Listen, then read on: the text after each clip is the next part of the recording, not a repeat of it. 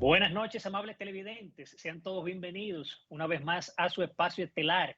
Encuentro directo en este sábado 6 de noviembre del año 2021. El año va pasando rápido. Buenas noches, Karina Sánchez Campos. Buenas noches, Ramón Núñez Fernández, y a toda nuestra fiel teleaudiencia que cada fin de semana sintoniza este encuentro directo con todo lo que va generando noticias en el país y el resto del mundo.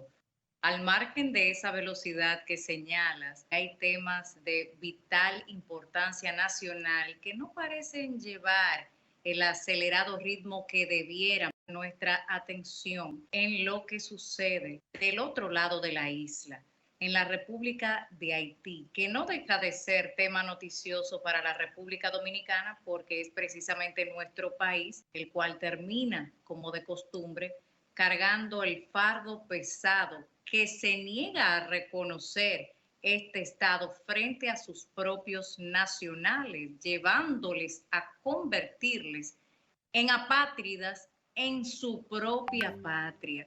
Y esto es definitivamente un panorama desgarrador, pero sobre el cual es importante dejar establecido, Ramón, que la República Dominicana no tiene absolutamente nada que aportar en este sentido, porque la República Dominicana debe velar por las garantías de sus propios nacionales. Sin embargo, como de costumbre, se le carga el dado a la República Dominicana frente a la indiferencia y negligencia de las autoridades haitianas frente a sus ciudadanos. Exacto. Ciertamente, Karina, la crisis en Puerto Príncipe, Haití, se agrava como barco a la deriva, un país que se ve muchísimos problemas, haciendo, por ejemplo, una panorámica. Vimos, por ejemplo, los 17 misioneros secuestrados, luego del mismo, el mismo asesinato de su presidente, Jovenel Moïse. Por ejemplo, en esta semana vimos casos de que bandas controlan lo que es una especie de, o gran parte del país, que cobran lo que es una especie de peaje a empresarios, incluso tienen la población con escasez de combustible, que es algo muy, muy grave, porque asaltan los camiones y tienen también lo que es la vía del muelle para lo que se llama los cargueros, para los cargueros poder alimentarse. Por eso, en ese sentido, el presidente de la República, Luis Abinader Corona, en su cuenta de Twitter, porque este es un país que no puede cargar solo con Haití. Entonces, él hace un llamado a la comunidad internacional preocupado por la situación y tanto Estados Unidos, en Francia, en Canadá, la Unión Europea, que actúen mientras que este va a seguir aplicando las medidas, porque siempre hemos dicho, Karina, que uno de los puntos fundamentales para la República Dominicana enfrentar esta situación de Haití es con el tema de lo que es aplicando las medidas migratorias, porque siempre hemos dicho y hemos criticado que aquí lo que hay es una frontera imaginaria que nunca se ha respetado y que mientras sigamos viendo esas parturientas haitianas en las calles, eso es una señal de que siempre va a seguir este problema de Haití. Por eso, entre tanto, el Consejo Nacional de Migración se reunió el lunes y decidió hacer una auditoría a los haitianos regularizados de acuerdo a la ley 169-14, a verificar si cumplían con lo establecido. También va caminando lo que es el plazo para que los empleados haitianos, pues indocumentados, regularicen su situación y en lo adelante, cuando por ejemplo se necesiten lo que es un personal, deben solicitarlo al Ministerio de Interior y de Obras Públicas y esos obreros haitianos ingresar con un contrato de trabajo y visado. Ahora bien, ¿cuáles son las variables que determinan un cambio en la múltiple crisis recurrente de Haití, que de manera particular pone las alertas en su máximo nivel para la República Dominicana? Pues si bien es cierto ese punto de partida del control de bandas sumamente peligrosas que referías al iniciar, encabezadas por el G9 y su líder, alias Barbecue, no menos importante es establecer que precisamente en esa aparente trifulca dentro del control de las bandas, porque no es solamente la que agrupa a estas principales a través del G9, sino que hay otras que a la vez disputan el control de áreas muy sensibles para la República de Haití, que tienen mucho que ver con lo que hoy en día es la industria del secuestro, a propósito del secuestro de estos 17 estadounidenses y un canadiense. Tampoco podemos dejar de lado el hecho que llevó a emitir un comunicado por parte del Ministerio de Defensa de la República Dominicana con respecto a helicópteros norteamericanos que habían aterrizado supuestamente por falta de combustible en Puerto Plata. Pero es imposible siquiera sugerir que estos helicópteros, entre ellos los Black Hawk, vayan simplemente a tomar rutas de vuelo sin ruta. Exacto. Tienen que evidentemente conocerla para, en este mismo sentido, abastecerse del combustible suficiente. Y no solo esto, también durar hasta el día siguiente en territorio dominicano, por lo que se intuye que tenga algo importante que ver con respecto ya sea al rescate de estos misioneros estadounidenses y uno canadiense, pero también para enfrentar de otra manera el control que están ejerciendo estas bandas y que ponen en peligro no solo al propio Haití y a la República Dominicana que está al lado, sino una alerta para la región en sentido general, porque era una ruta de vuelo sin ruta, eso es algo inverosímil. También sobre el tema que apuntabas de la ley 169-14, importante destacar que el Plan Nacional de Regularización de Extranjeros de República Dominicana ha sido el de mayor alcance en todo el continente americano, el único implementado de manera gratuita y con mayores facilidades para los eventuales beneficiarios, con resultados que superan en términos proporcionales las reformas migratorias más ambiciosas implementadas por los Estados Unidos, que es la mayor economía del hemisferio. Incluso cuando en otros países se cobra para realizar dicho proceso y evitar la deportación, y hasta por apertura de expedientes, Ramón, además de cobrar cuantiosas cantidades por el tiempo vivido ilegalmente, mientras otros obtienen recursos por estos procesos migratorios, las autoridades dominicanas, en una primera etapa apenas para temas de logística, tuvo que disponer más de 1.200 millones de pesos. En el sentido común, primero, la obligación de aplicar las leyes, porque para esto fueron creadas, y en segundo lugar, que para poder establecer políticas públicas es menester conocer cuántas personas hay en nuestro territorio y con esto la efectividad de las mismas, así como también en el tema de seguridad nacional hay que saber quiénes son, como todo país organizado, pero a esa argucia con la que se pretende condenar el orden que por ley debe establecerse en República Dominicana, lo cual es inaceptable, especialmente cuando el objeto de la condena es ley aplicada en estos países de la comunidad internacional que sí son protagonistas de cruentos dramas humanos y señalan la viga en el ojo ajeno.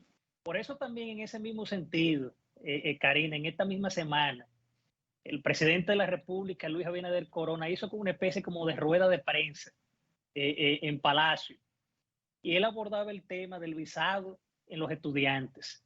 Él decía que dentro de las medidas anunciadas por la Cancillería Dominicana fuera suspensión del visado de estudiantes, no precisamente a los que ya están aquí, sino a nuevos. Recordemos también que la senadora Farideh Raful se adelantó en su cuenta de Twitter diciendo que cuestionó esa medida. Ahora, la realidad, Karina, es básicamente que hay personas solicitando visados para venir a estudiar el país y no tienen documentos que avalen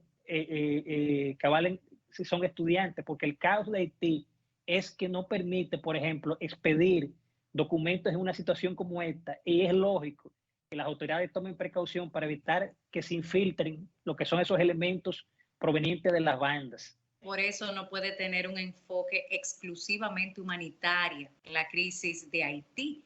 Hay que de manera concreta establecer las acciones como parte de una estrategia integral para enfrentar la crisis, aunque de acuerdo a las declaraciones del jefe del G9 en Haití, el 5%, no de haitianos, sino de oligarquía extranjera, controlan el 95% de las riquezas de Haití, algo similar a lo que ya también había denunciado quien fuera presidente de Haití, Jovenel Moïse. Estas oligarquías que no son haitianas, pero se lucran del 95% de las riquezas haitianas, tienen prácticamente todo que ver con que se mantenga la crisis en estas condiciones, porque como se dice popularmente, Ramón, en Río Revuelto, ganancia de pescadores. Y este mismo también ha indicado que es ese 5% el encargado de haber repartido en los principales barrios de Haití armas de fuego. De manera que se apuesta al caos para que en medio de esa situación de confusión, violencia, entonces ellos puedan seguir con un esquema de corrupción y, por supuesto, por el caos generado de impunidad, lo que le permite mantenerlo como un negocio andante. Han logrado manejar exitosamente una diplomacia que exporta miseria y se lucra de las desgracias de su pueblo. Ahí radica la desgracia verdadera de Haití, porque Haití es una nación rica en su subsuelo, pero diplomáticamente se tiran al suelo para continuar extorsionando a esa misma población cada vez más empobrecida, mientras sus cúpulas terminan más enriquecidas. Lo correcto es que independientemente de que haya crisis o no en la República de Haití, se pase por un riguroso control para saber quiénes y cuántos ingresan al territorio nacional, de manera que antes que regularizar incluso a estos estudiantes, la mayoría en estado legal, debemos verificar los que están miles y miles a diario cruzando por esas fronteras sin ningún tipo de identidad y, por supuesto, traficando todo tipo de ilícitos, incluyendo hasta tráfico de personas. A ese es que hay que ponerle el ojo, porque por ahí es donde permea la verdadera corrupción. Exacto. Veamos las palabras del presidente. Que todos los estudiantes haitianos que están aquí en el país no cambian su estatus, continúan su estatus y no van a tener ningún problema aquí. Lo que se está diciendo es que no va a haber una renovación automática.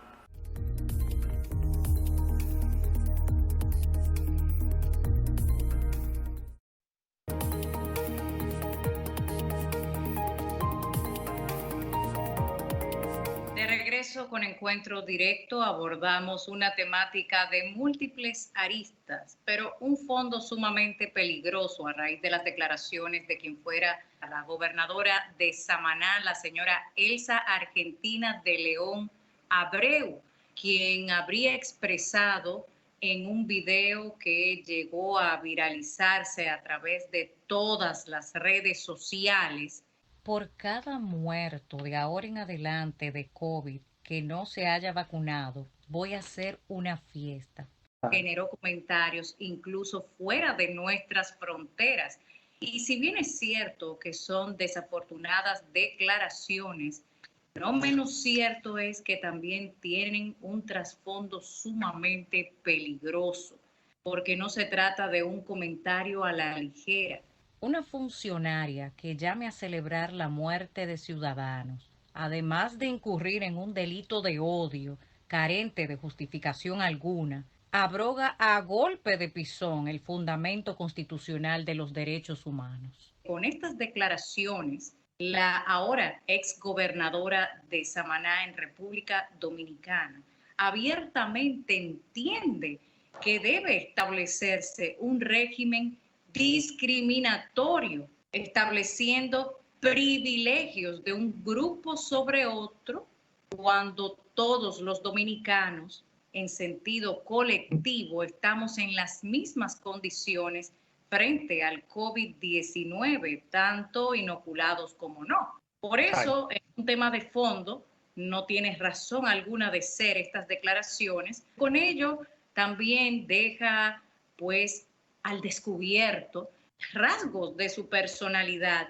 que van más bien dirigidos a un totalitarismo, Ramón, cuando la República Dominicana es una democracia porque tiene una constitución a la cual se debe y hay establecidos los derechos fundamentales.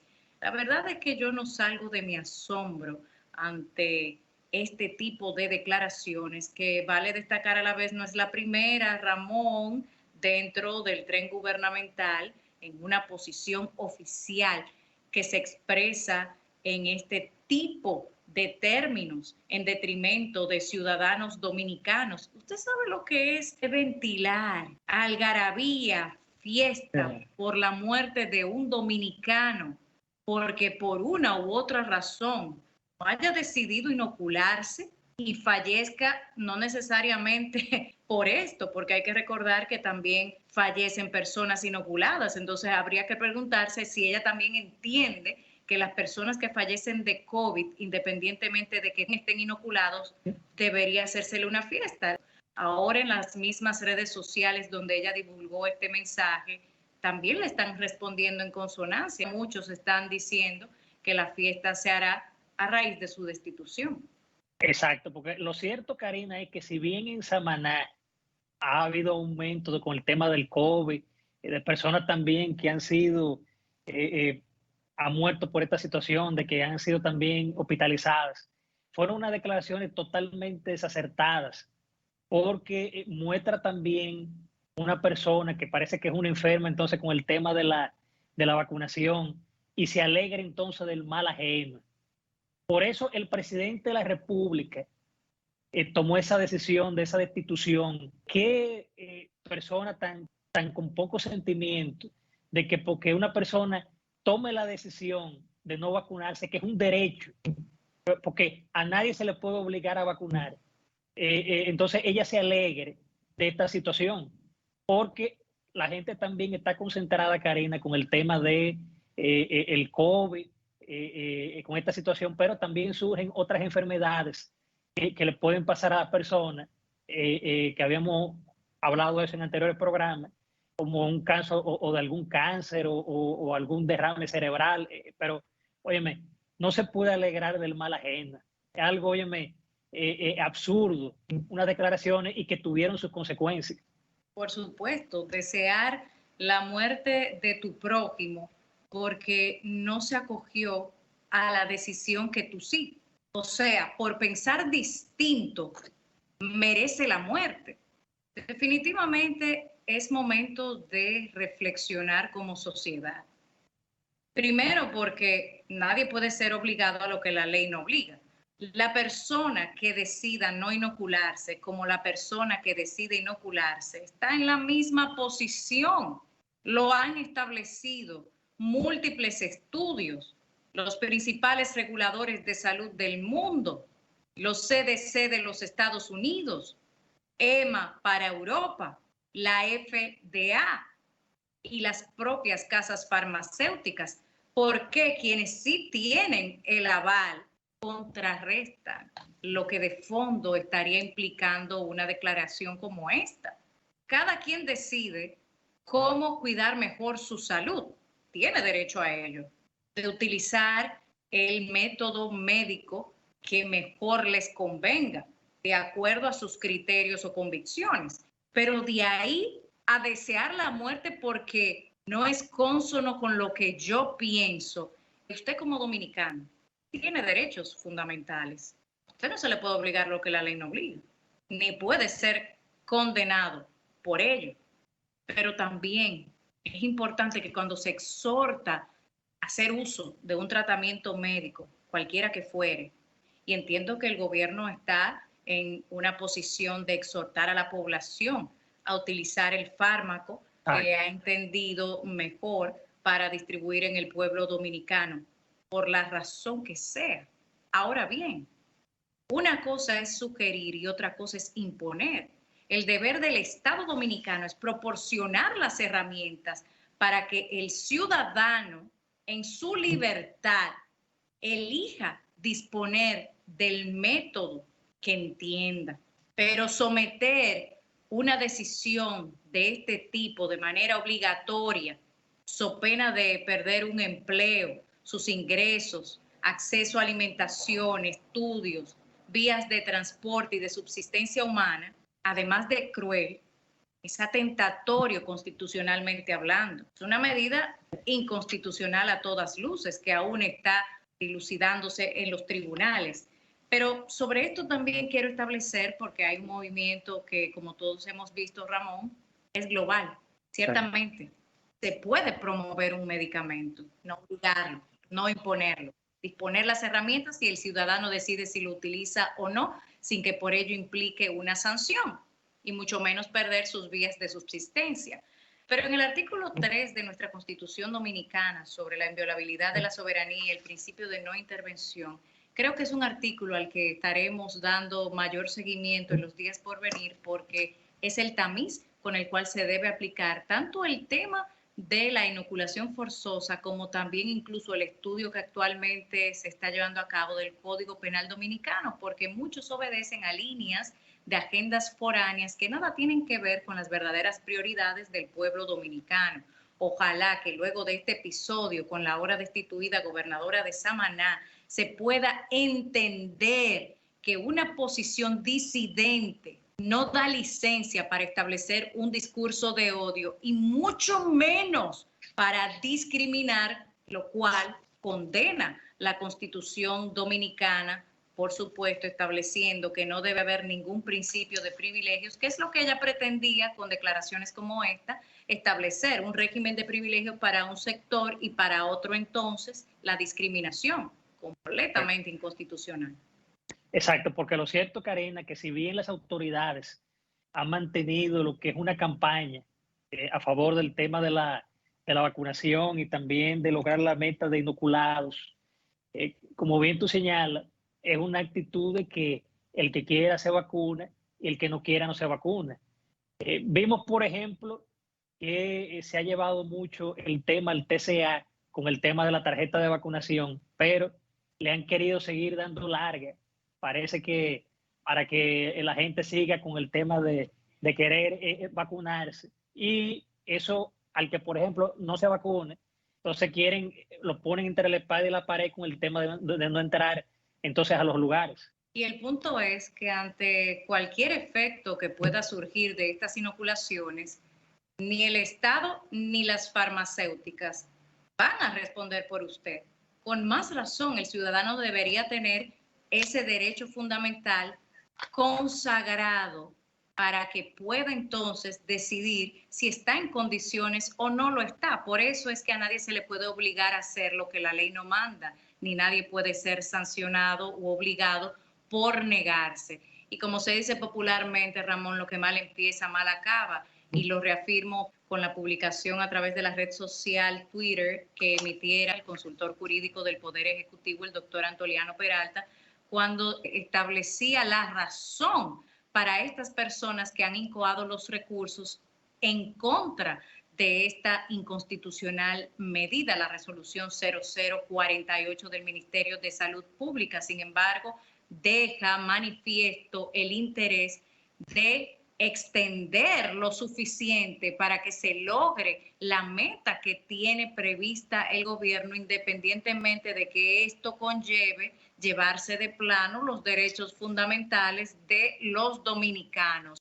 Esto va a dejar consecuencias a largo plazo que no son parte de lo que es un sistema democrático, el cual debe ser respetado conforme a los principios que establece nuestra Constitución Dominicana. Ramón, vamos a una breve pausa, pero cuando regresemos tenemos una muy interesante entrevista con la doctora Carolina Ramírez Herrera, la mujer seguridad.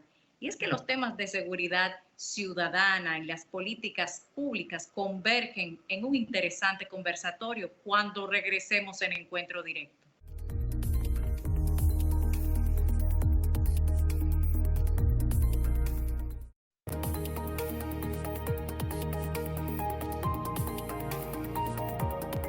Y bien, amables televidentes, en la entrevista estelar de Encuentro Directo nos acompaña la noche de este sábado la doctora Carolina Ramírez Herrera, experta y consultora en políticas públicas y también Tiene un amplio currículum de varias maestrías y doctorados y conocida también como la mujer seguridad. Bienvenida, doctora. Un gusto recibirla. Gracias, Ramón y Karina, por invitarme a acompañarles la noche del sábado. Gracias, doctora.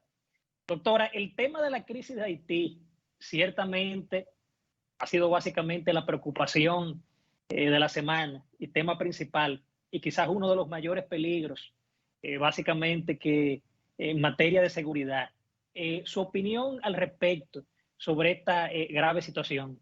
Bueno, la situación lamentable que está pasando en el hermano país de Haití ya ha pasado de ser un asunto de seguridad ciudadana a un asunto de seguridad pública y de seguridad nacional, que está empezando a repercutir de manera significativa en toda la región. Y naturalmente yo entiendo que hay que prestar atención a lo que está sucediendo ahí, porque los niveles de violencia están llegando a un punto de no retorno. Y reiterar el llamado a la comunidad internacional de prestar atención a esa población que está sumida en la violencia y en el terror causado por la cantidad de bandas criminales que están generando violencia antes de que sea demasiado tarde. Ahora bien, a propósito de la República Dominicana, no necesariamente desde la perspectiva de impacto con lo que acontece en Haití, sino con las propias variables que tenemos en nuestro territorio. Recientemente ha salido el informe correspondiente al equipo que trabaja la reforma policial, y en este sentido nos gustaría conocer ya de primera mano, usted como asesora de esta mesa de trabajo especial en la cadena de seguridad ciudadana. ¿Cuáles serían esos eslabones que requieren mayor atención de acuerdo a lo que arrojó ese primer informe? Porque si bien es cierto que pueden ser materias diferentes, en muchos puntos convergen. Claro, por supuesto, y después de todo, en el caso de los dominicanos, una de las cosas que más les preocupa es precisamente la seguridad ciudadana. Y ahí, aunque la Policía Nacional no es totalmente responsable de toda la estructura para garantizar seguridad, pero sí, por supuesto, es nuestro organismo del orden, es nuestra fuerza para garantizar el orden público. Entonces, bueno, vimos el informe de los primeros 100 días de esta mesa de trabajo que designó el presidente mediante decreto, y entre las recomendaciones que surgieron en ese momento era solicitar a la Cámara de Cuentas una auditoría a la Policía Nacional. Ya se realizó, no es una auditoría financiera, es una auditoría de procesos y procedimientos, y también se hizo el levantamiento de los reglamentos que mandaba la nueva ley, la 590-16, que hace 5 años que fue promulgada. Sin embargo, hay unos 20 o 21 reglamentos para poder hacerla vigente o hacerla funcionar que no han sido puestos en vigencia por el Consejo Superior Policial. De hecho, recientemente el presidente de la República anunció que próximamente se estará promulgando el reglamento general de aplicación de la ley. Y bueno, ha estado diciendo Sergio Tulio Castaño que ya se entregó a la Consultoría Jurídica del Poder Ejecutivo para revisión 17 de los 21 reglamentos. Es bueno destacar que se presentan a la Consultoría Jurídica para revisarlos, pero de todos modos tienen que regresar al Consejo Superior Policial, que es el organismo que según nuestra legislación tiene que poner en vigencia esos reglamentos. Pero como bien tú decías, Karina, ¿qué es lo primero que hacer? Bueno, lo primero que hay que hacer es disponer de los recursos económicos, principalmente económicos, aunque también humanos, logísticos y de tecnología, para este proceso de transformación que requiere nuestra Policía Nacional. Recientemente, como bien tú sabes, el señor presidente anunció la contratación de una firma internacional que durante 18 meses estará desarrollando un proceso de evaluación del desempeño de los más de 38,000 hombres y mujeres que prestan servicio en nuestra Policía Nacional. Y bueno, también se ha anunciado que para principio de años habrá un aumento en el salario, aunque si me preguntaran a mí, yo preferiría que primero agotemos esa etapa de evaluación del desempeño, porque naturalmente hay algunas personas que saldrán y entonces a los que queden les hacemos el aumento, porque de hecho hay unos 1.000 agentes más o menos de los diferentes grados y rangos en la Policía Nacional que ya incluso voluntariamente han solicitado su baja o su pensión. En la mayoría de los casos, su pensión porque ya cumplen, ya pasan de más de 20 años en la institución y podrían aplicar a una jubilación. Ahí se aplica que el orden de los factores altera el producto. Claro, por supuesto que altera el producto, Karina, porque es que si tú tienes más de 6.000 personas que ya manifestaron la intención de salir de la institución o porque agotaron su vida útil o porque ya tienen algunas otras expectativas de vida o porque, bueno, quizás porque no quisieran someterse a algún proceso de evaluación y entonces quedar mal parado, porque es muy posible que haya sucedido eso también. Entonces, yo creo que lo mejor sería pasar por ese proceso de retirar a esas personas que están ya que manifestaron su intención de irse y luego entonces aumentar el salario. Si le aumentas el salario ahora a ese personal, el poco dinero que se ha agregado, entonces habría que dárselo a ellos. Entonces, de todos modos, la institución va a perder. Doctora, Claro. ¿y usted favorece en ese sentido que se ha hablado mucho de lo que es el muro fronterizo físico o tecnológico? Por supuesto. Bueno, ahora regresamos a Haití. Claro que sí, por supuesto. Es responsabilidad de la República Dominicana crear todas las condiciones para garantizar su integridad territorial, su soberanía y, por supuesto, el mantenimiento de la democracia y el clima de paz que hemos podido tener. A pesar de la situación que tenemos en la región, la República Dominicana ha podido mantener un clima de estabilidad y eso no puede negociarse. Entonces, claro que sí que hay que generar todas las condiciones para fortalecer la protección de nuestra frontera. Y qué bueno que tú mencionaste que un muro que no solamente es físico, porque de hecho con las características de nuestra frontera accidentada en algunos lados, es imposible a construir un muro físico como por ejemplo en alguna parte de Estados Unidos o como lo vemos por ejemplo en Israel, en una parte con Palestina. Entonces, habrá en algún lugar que por supuesto se podrá construir algún muro o una malla, pero por otro lado, deberá mantenerse la seguridad de la frontera mediante mecanismos tecnológicos. Ahora, el principal instrumento que nosotros podemos utilizar para fortalecer ese muro es crear las condiciones para el desarrollo de la vida en la frontera, porque los dominicanos se están desplazando hacia los centros de ciudades, incluso de las ciudades principales, incluso generando cordones de miseria.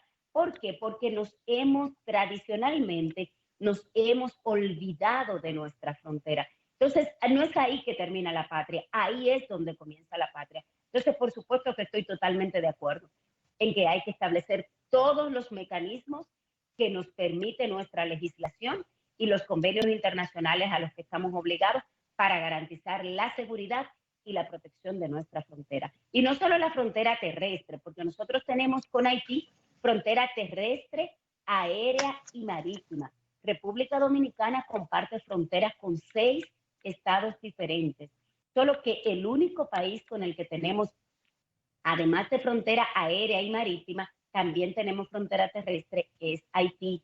Pero recuérdense que hacia el sur, con Colombia y Venezuela, también tenemos que fortalecer esa frontera porque por tierra y mar somos afectados por el tema del narcotráfico. Ciertamente, y por eso en particular entiendo que el muro más seguro es la propia integridad de nuestro cuerpo militar. Es momento de una breve pausa y cuando regresemos, seguimos en este encuentro directo.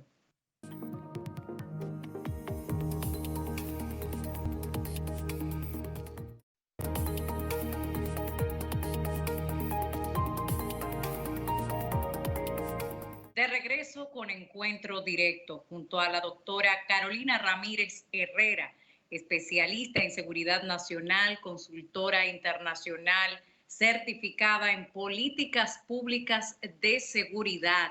Y en este sentido, recientemente se han publicado las estadísticas del Observatorio de Seguridad Ciudadana. Me gustaría, por favor, que nos señalara las variantes de mayor preocupación, sobre todo en términos de la incidencia para la violencia en suelo dominicano? Qué bueno que tomas ese tema porque recientemente salió el primer informe del año que se hace con el corte a julio, en los primeros 6 meses del año, para medir cómo hemos estado con relación a ese mismo periodo de tiempo en el año anterior. Recordemos que el año anterior, el 2020, fue un año muy particular porque estuvimos prácticamente enclaustrados. Entonces, realmente se está tomando la referencia el 2020 y el 2019. Entonces, como bien tú sabes, hay unos indicadores por los que nos miden a nivel internacional para determinar el nivel de violencia que pudiésemos tener, específicamente en el tema de seguridad ciudadana. Y los principales indicadores son, por ejemplo, la tasa de homicidios, la tasa de accidentes de tránsito, la tasa de suicidios, y ya viene entonces el tema de los feminicidios o la violencia intrafamiliar o la violencia contra la mujer o la violencia de género, porque son, ¿verdad?, casos diferentes, y la parte de la delincuencia común. Esos son básicamente los indicadores. Entonces ahora les voy a contar cómo estamos con relación al año 2019 y 2020. En el año 2020, durante el primer semestre, los hechos de delincuencia común, quiero decir asaltos o atracos en la calle, naturalmente se redujeron de manera significativa. Tiene sentido. Recordemos que estábamos en un periodo de toque de queda, teníamos un mayor reforzamiento de la fuerza pública en la calle, haciendo cumplir todas las medidas sanitarias que las autoridades dispusieron por el tema de la pandemia que nos ha afectado, pero también los ciudadanos no estaban en la calle porque estábamos trabajando desde nuestras casas. Por lo tanto, la delincuencia común pues no tenía muchos clientes o, ¿verdad?, para atrapar en la calle. Sin embargo, entonces, los niveles de violencia en espacios de convivencia subieron, porque entonces personas que tal vez incluso emocionalmente no estábamos preparados para convivir tanto tiempo, y no quiero decir solo en la casa, vimos cómo se elevaron los problemas entre vecinos, los problemas entre bandas en los barrios, por ejemplo, por puntos de droga, y por supuesto los temas de violencia de género aumentaron en el primer semestre del año pasado. Pero con relación al año pasado y el año 2019, aumentaron los accidentes de tránsito. Y este año, cada año vamos todavía mucho más alto. Tenemos la tasa más alta de las Américas, 27, una tasa de 27 muertos por cada 100.000 habitantes. Y recordemos, Karina, que esos 27 son los que mueren in situ. Recuerda que nosotros tenemos todo el sistema de 911 y atención a emergencias en el que asisten a la mayoría de las personas que tienen accidentes catastróficos, y esos a veces mueren, pero mueren en el hospital. Entonces, no están contabilizados como que murieron en la carretera. Sin embargo, la Organización Panamericana de la Salud establece que una persona que fallece por un accidente de tránsito hasta 14 días después debe ser considerado.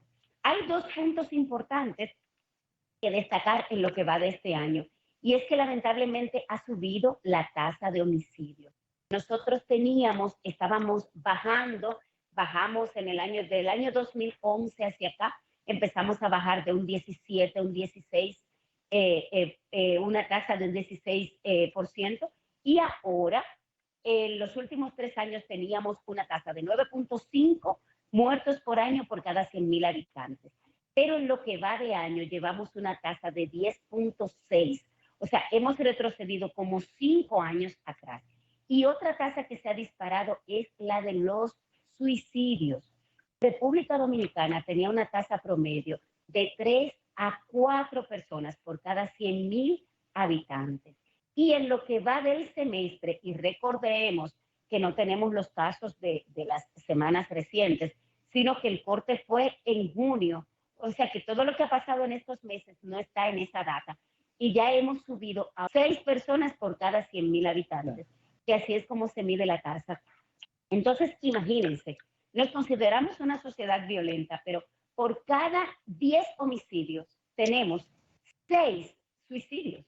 Entonces, eso debe llamar la atención seriamente a nuestras autoridades de seguridad y a nuestras autoridades de salud pública, porque el tema de la depresión y todos los elementos que son correlacionados quizás con la misma situación de la pandemia y todo lo que eso conlleva, pero yo creo que hay que prestarle atención seriamente.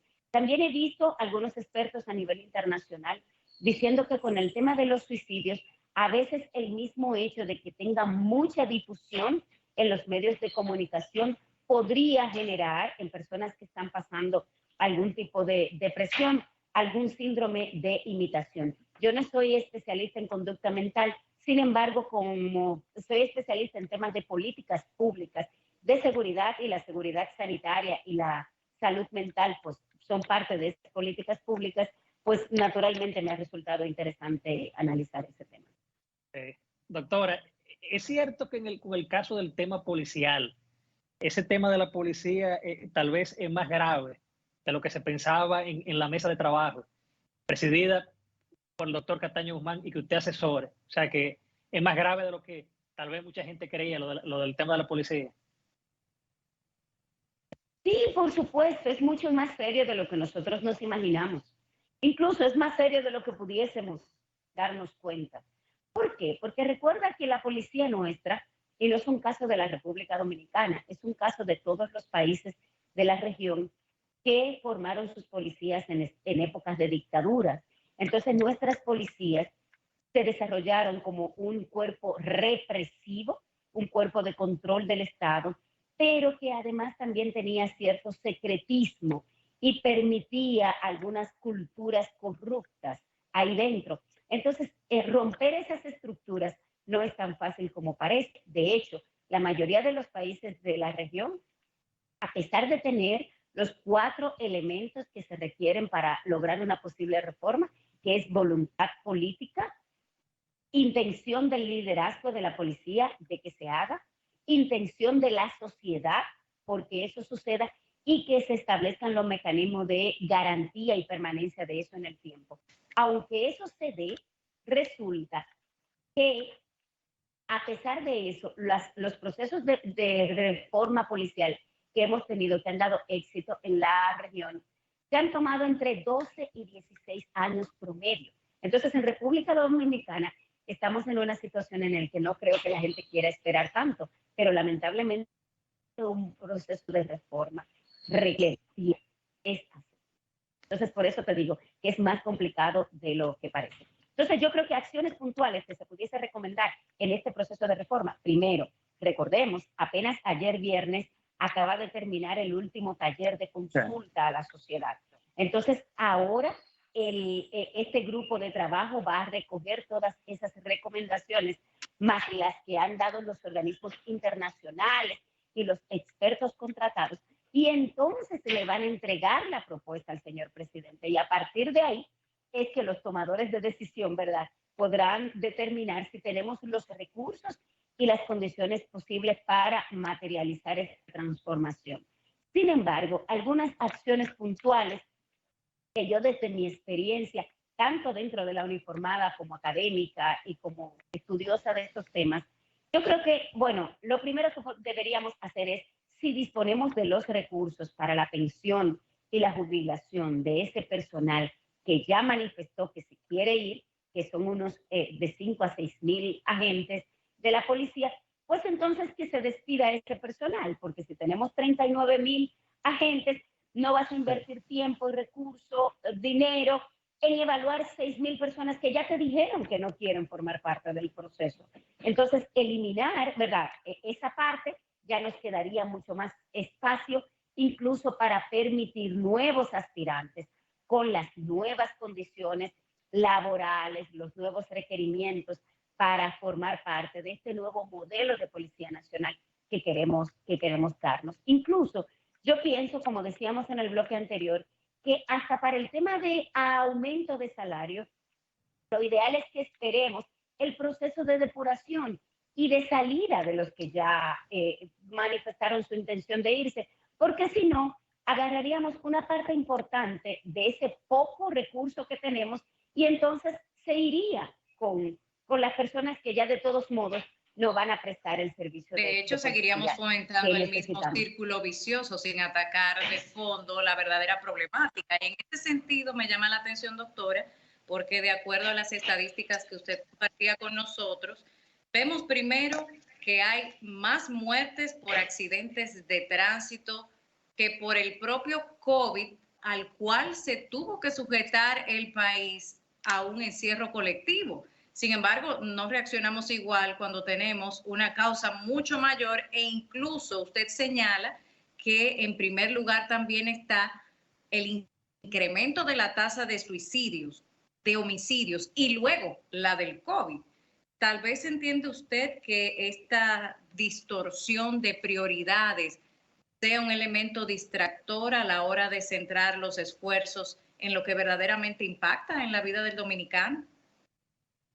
Claro que sí, estoy totalmente de acuerdo contigo, por supuesto. Imagínate, como bien tú planteas muy acertadamente, durante estos 2 años, los accidentes de tránsito se han llevado mucho más personas que el COVID. Sin embargo, no le hemos prestado atención a esa pandemia que nos tiene como número 1 a nivel mundial. Nosotros actualmente tenemos una tasa de 27 muertos por cada 100.000 habitantes, cuando el promedio, incluso en la región, no pasa de 11. Entonces yo creo que sí, que debemos que organizar nuestras prioridades, sobre todo porque estamos en una situación de limitación de recursos.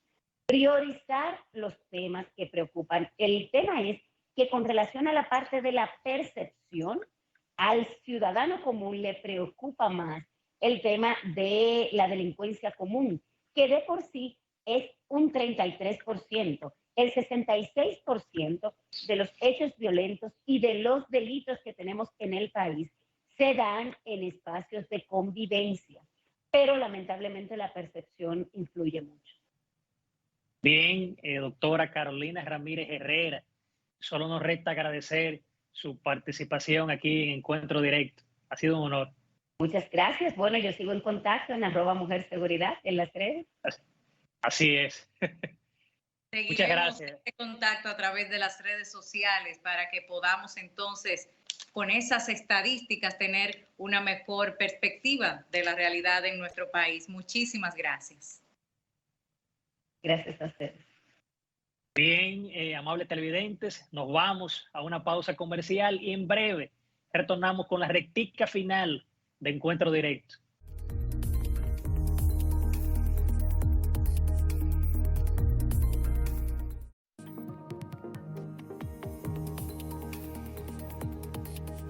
Y bien, amables televidentes, solo nos resta agradecer ese apoyo y esa fiel sintonía que nos dan todos los sábados. Recordarles que nos pueden seguir en las redes sociales, Instagram, Twitter y el canal de YouTube. Muy especialmente el canal de YouTube para que pueda ver este programa y los anteriores. Karina. Ramón, especialmente ante estos temas que traen más preguntas que respuestas en el panorama actual, no solo local, también a nivel internacional, nos gustaría reflexionar junto al poeta español Antonio Machado. Es propio de aquellos con mentes estrechas embestir contra todo aquello que no les cabe en la cabeza. Abramos la mente y tengamos mejor perspectiva. Feliz fin de semana.